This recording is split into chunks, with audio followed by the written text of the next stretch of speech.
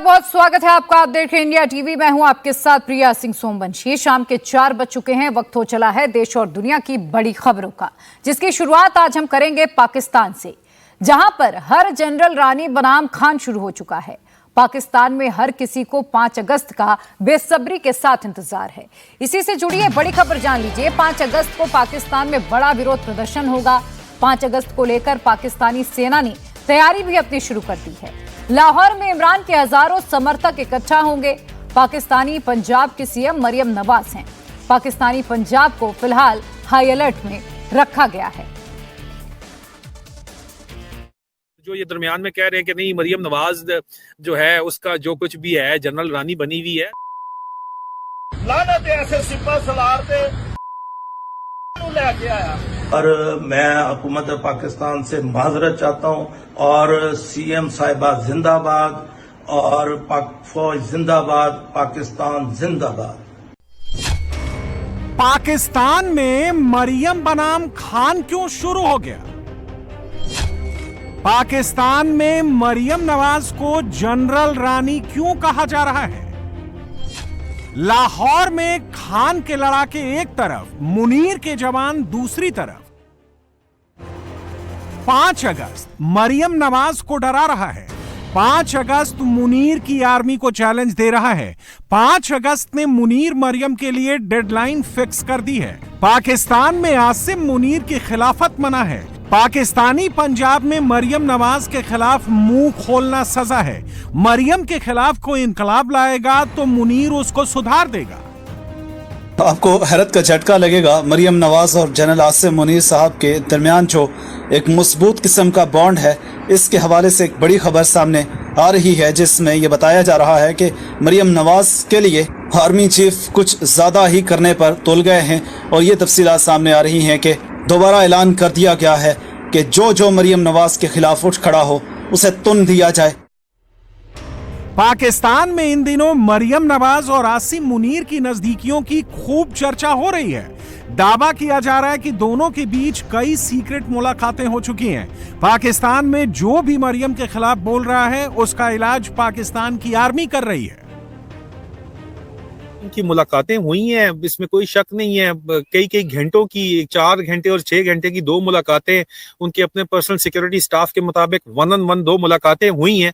ये तो मुझे बात पता है, लेकिन वो जो उनका अपना जो अंदरूनी सर्कल है, chief of army staff field marshal का जो सर्कल है, वो कहता है कि नहीं, इस किस्म का कोई भी जो है वो तल्लुक नहीं है, नाजायज तल्लुकात किसी किस्म के नहीं है। चले, वो अगर कहते हैं तो उनका अपना स्टाफ है, वो कह रहा है, ये उनका मौकफ है।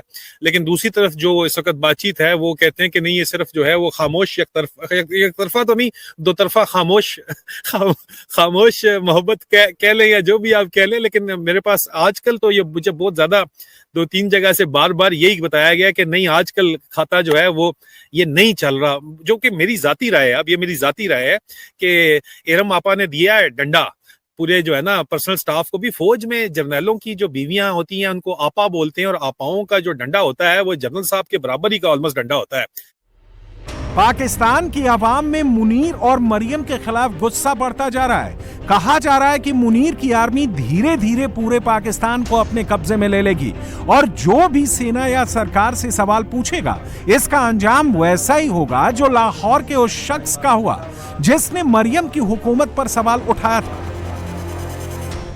जब तक जनरल आसिम मुनीर का इक़्तिदार कायम है और जब तक उसकी कठपुतलियां सियासत में मौजूद हैं, ये 2 तस्वीर इनकी सियासत और इनके इक़्तिदार को डिफाइन करेंगी। जब ये साहब बड़ी दलेरी से कहते हैं कि कर रिकॉर्ड और लगा दे, इसको चढ़ा दे, से उसको फतह करने के लिए पूरा निज़ाम चल पड़ता है। लेकिन आज ये शख्स पूरी कौम का हीरो है। लोगों को अंदाजा नहीं है कि निजाम किस कदर नफरत ज़दा हो गया है। चाचे को फतह करने के लिए जो बयान जारी करवाया गया, मैं हुकूमत पाकिस्तान से माजरत चाहता हूं और सीएम साहिबा जिंदाबाद और पाक फौज जिंदाबाद, पाकिस्तान जिंदाबाद। मैं तो हैरान हूं कि ये कौन सी अनाएं हैं इन लोगों की छोटी छोटी। लेकिन इससे ज्यादा मेरे पाकिस्तानियों, कम से कम मेरा तो खून खोल रहा है। मुझे आपका नहीं पता। आज ये शख्स है जिसने बोला तो इसको निशाने इबरत बनाया गया, कल मेरी बारी आएगी, मैं आपको बता रहा हूं, परसों आपकी भी आएगी। ये ना समझना कि सिर्फ उस बंदे को मार पड़ रही है तो हम बच जाएंगे। मेरी बारी भी आने वाली है और आपकी बारी भी आने वाली है। इमरान खान करीब 2 साल से जेल में बंद हैं। 5 अगस्त को इमरान को जेल गए 2 साल पूरे हो जाएंगे। 5 अगस्त से तहरीके इंसाफ ने पूरे पाकिस्तान में इमरान की रिहाई के लिए प्रदर्शन करने का ऐलान किया था, लेकिन 22 दिन पहले ही पीटीआई के कार्यकर्ता सड़क पर उतर आए हैं। पीटीआई के बड़े नेताओं ने लाहौर में डेरा डाल दिया है। गुज़श्ता 24 घंटों के दौरान तहरीक इंसाफ की जानिब से लाहौर में एक पावर शो का मुजाहरा किया जा रहा है। अली अमीन गंडापुर सीएम केपी के अरकीन कौमी असम्बली और सेनेटर्स के हमरा लाहौर में मौजूद हैं और उनकी मौजूदगी का जो बुनियादी मकसद था वो पंजाब असम्बली से ताल्लुक़ रखने वाले तहरीक इंसाफ के वो अरकान जिनको डी सीट करने का फैसला किया गया था स्पीकर के फैसले की रोशनी में, उनसे इजहार यकजहती करना था। इंटरेस्टिंग बात यह है कि उनका ये दौरा 3 से 4 बड़ी खबरों, बड़ी हेडलाइंस का बाइस बन गया है। पहली जो डेडलाइन उन्होंने मुकर्रर की है वो 90 दिन की है कि 90 दिन के अंदर इमरान खान को रिहा करवाना है। अगर तहरीक इंसाफ 90 दिन में इमरान खान को रिहा ना करवा सकी तो तहरीक इंसाफ यानी कि वो लोग जो इस वक्त तहरीक इंसाफ का चेहरा बने हुए हैं वो सियासत छोड़ देंगे। इस बार इमरान खान आर्मी के साथ आर पार की लड़ाई लड़ने के लिए तैयार हैं। अभी पीटीआई का प्रदर्शन पूरी तरह से शुरू भी नहीं हुआ है, लेकिन सरकार अभी से खौफजदा है। पीटीआई के कार्यकर्ताओं को गिरफ्तार किया जा रहा है। गुज़िश्ता रोज क्योंकि इमरान खान से मुलाकात का दिन था, उनका एक पैगाम सामने आया, पैगाम सख्त था। एक मर्तबा फिर उन्होंने अपने गिरफ्तारी के 2 साल मुकम्मल होने पर यानी 5 अगस्त 2025 को अपने एहतजाज को पीक पर होने का ऐलान किया और कहा कि उस दिन से जो है वो तहरीक पीक पर होगी, जो एहतजाजी लाएअमल है वो दे दिया जाएगा जल्द ही, और उसके बाद जो मुज़ाकरात हैं अब वो किसी से भी नहीं होंगे, किसी सूरत नहीं होंगे। साथ ही उन्होंने अपनी पार्टी के अंदर मौजूद लोगों को भी बड़ा वाज़ेह पैगाम दिया है कि जो इमरान खान की इस तहरीक का बोझ नहीं उठा सकता वो इस तहरीक से साइड पर हट जाए। लेकिन इस सब के दौरान जो गुज़िश्ता रोज एक अहम टर्न हुआ वो ये था कि इमरान खान के दोनों बेटे यानी कासिम खान और सुलेमान खान ने पाकिस्तान आकर एहतजाज लीड करने का और तहरीक चलाने का जो है वो ऐलान किया। और उसके बाद वफाकी वुज़रा, पहले राना सनाउल्लाह जैसे वजीर से इस किस्म की बात नहीं करना, एक अजीबी सी बात है, मोतदिल बात करते हैं यूजुअली। उन्होंने ये कहा है गुज़िश्ता रात एक टीवी प्रोग्राम के अंदर कि अगर इमरान खान के दोनों बेटे यहाँ पर आएंगे तो वो भी गिरफ्तार हो जाएंगे। किस किस्म की तहरीक को लीड करना जिसमें लोगों में इंतशार फैलाना है, आपने बदअमनी फैलानी है, उसको जो है वो हम लीड करने की इजाजत नहीं दे सकते। खैबर पख्तूनख्वा के सीएम अली अमीन गंडापुर लाहौर में बैठकर मरियम नवाज को चैलेंज कर रहे हैं। उनसे अपने प्रोटेस्ट के लिए इजाजत मांग रहे हैं, लेकिन मरियम नवाज ने प्रदर्शन को कंट्रोल करने के लिए नई फोर्स तैयार कर ली है जिसके पास किसी को भी गिरफ्तार करने की पावर होगी। मरियम नवाज से मेरी रिक्वेस्ट है कि आप अपने आप को एक जमहूरी खातून कहती हैं, आप मेरी इस रिक्वेस्ट को माने और आप मुझे लाहौर बखैर मीनार पाकिस्तान पे आपकी टांगें काम जाती हैं या कांपे टांग जाती हैं, क्या बोलते हैं उसको, जो भी, तो मैं ये कहूँगा कहीं पर भी दे दो, कहीं पर भी दे दो, इजाजत दे दो, मैं तुम्हें बताऊंगा। और मैं तुमसे ये भी वादा करता हूँ कि मैं पख्तूनख्वा से लोगों को भी लेके नहीं आऊंगा। वो तो मुझे मजबूर लाना पड़ता है, आप रास्ते बंद करते हो तो मुझे लाना पड़ता है। पख्तूनख्वा से लोगों को भी नहीं लाऊंगा, यहीं पे जलसा होगा और जिस जिले में जलसा होगा मेरा ये भी वादा है उस जिले के अलावा भी लोगों को नहीं बुलाऊंगा। अब तो हिम्मत कर लो, हिम्मत कर लो। इमरान खान कहते हैं घबराना नहीं है, कोई घबराए हुए हो तुम लोग। पिछले 2 साल से इमरान खान और उनके कार्यकर्ताओं को परेशान किया गया। अब पाकिस्तानी हुक्मरानों को डर सता रहा है कि अगर इमरान खान रिहा हो गया और वापस सरकार में आ गया तो सरकार में शामिल पार्टियों का भी वही अंजाम होगा जो अभी तक पीटीआई के लोगों का हुआ है। पीटीआई की तहरीक जो है वो उरूज पर है। इस वक्त तमाम पीटीआई के लीडर्स और पीटीआई के कारकुन जो है वो मुनज़्ज़म हो रहे हैं, इकट्ठे हो रहे हैं। बड़े अरसे के बाद जो है वो पीटीआई की क़यादत और पीटीआई का कारकुन, आम आवाम जो है वो पीटीआई के सपोर्टर्स या वोटर्स जो हैं वो एक पेज पर नज़र आ रहे हैं। लेकिन जाहिर सी बात है कि ये चीज़ पीटीआई मुखालिफ जमातों के लिए ख़तरे की घंटी है। उन लोगों को अपना मुस्तकबिल जो है वो ख़तरे में नज़र आ रहा है, अपनी हुकूमतें ख़तरे में नज़र आ रही हैं, और अगर ये हुकूमतें चली गईं, ये इक़्तिदार इनसे चला गया, तो यकीनी तौर पर ये लोग जो हैं वो किसी भी काबिल नहीं रहेंगे, इनके साथ बहुत बुरा होगा। ये मेरी प्रेडिक्शन है, ये आप लोग याद रख लें कि इस मर्तबा जो कुछ पीटीआई के साथ हुआ है, अगर अगली हुकूमत जो है वो पीटीआई की आ गई तो पीटीआई हुकूमत में होगी, और जो ऑपोजिशन होगी उसके साथ बिल्कुल वैसा ही होगा जैसा पीटीआई के साथ इस वक्त हो रहा है।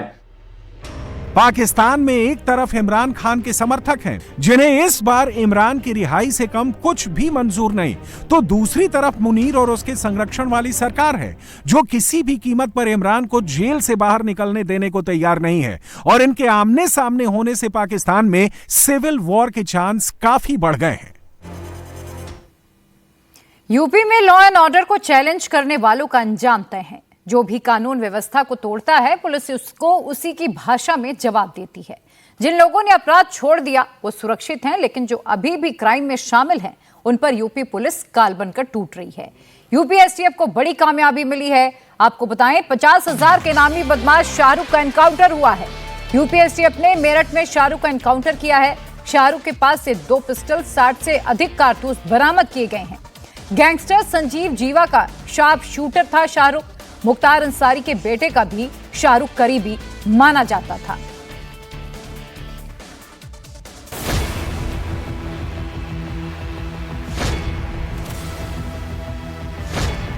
जमीन पर पड़ा रिवॉल्वर, पास पड़ी ऑटोमेटिक पिस्टल, 60 से ज्यादा कारतूस, कार के शीशे पर बुलेट के निशान। ये 50,000 का इनामी बदमाश शाहरुख पठान है जिसे यूपी एसटीएफ ने मार गिराया है। शाहरुख पठान माफिया मुख्तार अंसारी और कुख्यात गैंगस्टर संजीव जीवा का शार्प शूटर था। ये कितना खतरनाक था इसका अंदाजा इसी बात से लगा सकते हैं कि एसटीएफ से मुठभेड़ के दौरान शाहरुख के पास 3 हाईटेक हथियार थे, जिनसे शाहरुख ने एसटीएफ की टीम पर 10 राउंड से ज्यादा ताबड़तोड़ गोलियां चलाई, लेकिन पुलिस के जवाबी एक्शन में जमीन पर ढेर हो गया। शाहरुख के पास 2 पिस्टल, 1 रिवॉल्वर, 60 से ज्यादा कारतूस और बिना नंबर की कार बरामद की गई है। इनामी शूटर शाहरुख पठान मुख्तार का कितना करीबी था, मऊ की अंसारी फैमिली का कितना खास था, इसका अंदाजा इस वीडियो से आप लगा सकते हैं, जिनमें शाहरुख पठान मुख्तार के बेटे अब्बास अंसारी के साथ दिखाई दे रहा है। अब्बास के साथ जो गुर्गे हैं उनमें शाहरुख बेहद खास रहा है। शाहरुख पठान ने 2015 में क्राइम की दुनिया में एंट्री की जब वो जेल गया, जहां उसकी मुलाकात गैंगस्टर संजीव जीवा से हुई। संजीव जीवा माफिया मुख्तार अंसारी का खास शूटर था, तो शाहरुख भी मुख्तार की गैंग में शामिल हो गया, जिसके बाद शाहरुख का क्राइम ग्राफ लगातार बढ़ता गया। यूपी ही नहीं, उत्तराखंड में भी शाहरुख पर कई केस दर्ज थे। शाहरुख पठान पर 11 संगीन केस दर्ज हैं। सबसे पहले 2015 में मुजफ्फरनगर में आसिफ का मर्डर किया, 2016 में पुलिस कस्टडी से फरार हो गया, 2017 में हरिद्वार के बिजनेसमैन गोल्डी की हत्या की, 2017 में ही आसिफ केस मेन गवाह आसिफ के पिता का मर्डर कर दिया। गोल्डी मर्डर केस में संजीव जीवा के साथ उम्र कैद की सजा हुई थी, जिसमें करीब 6 महीने पहले ही जेल से जमानत पर छूटा और फरार हो गया। दावा किया जा रहा है कि शूटर शाहरुख पठान मुख्तार के बाद इसके बेटे अब्बास के लिए काम कर रहा था और उसके लिए कई वारदातों को अंजाम भी दे चुका था, लेकिन फरारी के बाद से ही शाहरुख को योगी की पुलिस तलाश रही थी। और आज जब शाहरुख की एसटीएफ से मुलाकात हुई तो पुलिस ने शाहरुख को सीधे जहन्नुम का टिकट थमा दिया है। अब शूटर शाहरुख पठान को जेल और बेल दोनों से हमेशा के लिए आजादी मिल चुकी है। गाजियाबाद के मोदी नगर में कावड़ियों का रौद्र रूप देखने को मिला। मोदी नगर की सड़कों पर ऐसी अफरा तफरी मची कि प्रशासन भी परेशान हो गया। आसपास मौजूद लोगों ने भी समझाने की कोशिश की, लेकिन कावड़िए किसी की भी बात सुनने के लिए तैयार नहीं थे। दरअसल गाजियाबाद में कावड़ खंडित होने से भड़के कावड़िए कार से टक्कर लगने के बाद कावड़ को खंडित होने का आरोप लगा। नाराज कावड़ियों ने कार में जमकर तोड़फोड़ की।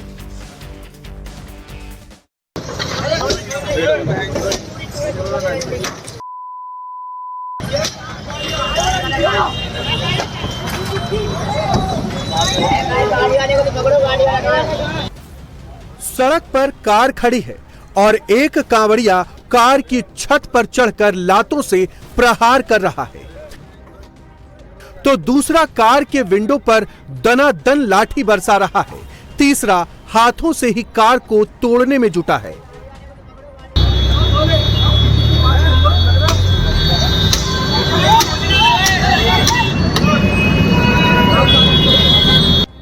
दूसरा वाला कांवड़िया कार के पीछे वाले शीशे पर लाठी से अटैक कर रहा है और तब तक नहीं रुकता जब तक कार का शीशा चकनाचूर नहीं हो जाता, बिखर नहीं जाता।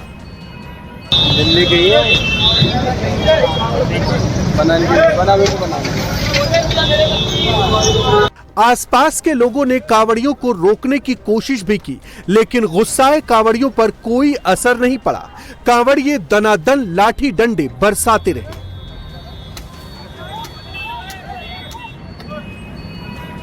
कांवड़ियों का ये तांडव गाजियाबाद के मोदी नगर इलाके में हुआ, जहां गुस्साए कांवड़ियों ने कार को बिल्कुल नेस्तनाबूद कर दिया।